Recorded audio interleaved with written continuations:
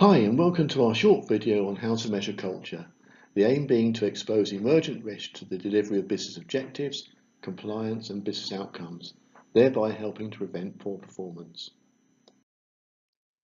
To explain how culture is measured, let's take a simple example.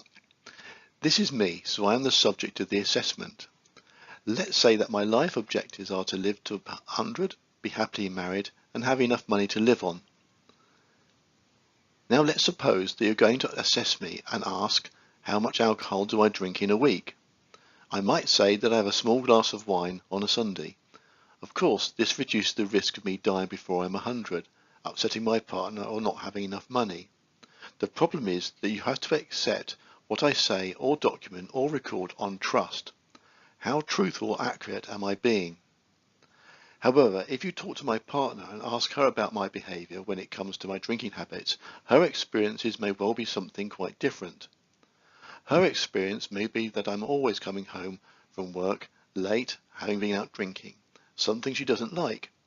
This increases the risk of dying before 100, being happily married and not having enough money to live on. She has no documented evidence, just her experience. The experience is the reality to her. It is the real evidence. You could seek the experiences of other groups of people I interact with, my friends, work colleagues, doctor and bank manager. They will all be experiencing my drinking habits. Each may have a different experience, which increases or reduces risk to different degrees. The different groups of people are unique blocks of data, hence blockchain, but all linked together to produce a final view against my objectives. The key thing is to remember that the experience is not perception, they are reality.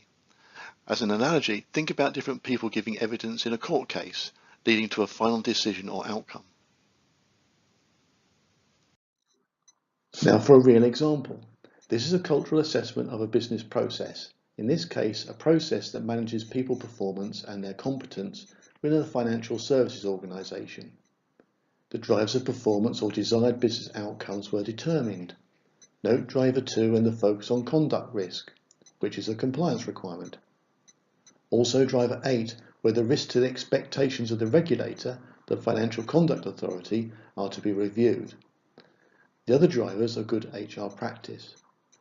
The next stage is to identify where the evidence comes from, who will experience or be impacted by activities related to a people management process. Typically, we might gather evidence from the HR function. However, in this case, there was a range of other types of people who will experience or be impacted by the process, often in different ways based on their job role in the business. However, people outside the business will also experience people competence, maybe customers or suppliers. They too will have valuable insights. As with my drinking example, this is analysed within a cloud-based platform that we supply, along with the intellectual property needed. This collects the data and analyses it to produce a risk profile against the performance drivers we established earlier. In this case, a score of 40% represents OK. So as you can see, there are risks emerging from the way the business is behaving. It's culture. But at least they now know what they're doing to themselves.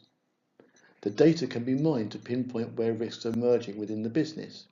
This quantifies the qualitative data and presents this in a visual form, in many ways a forward-looking KPI.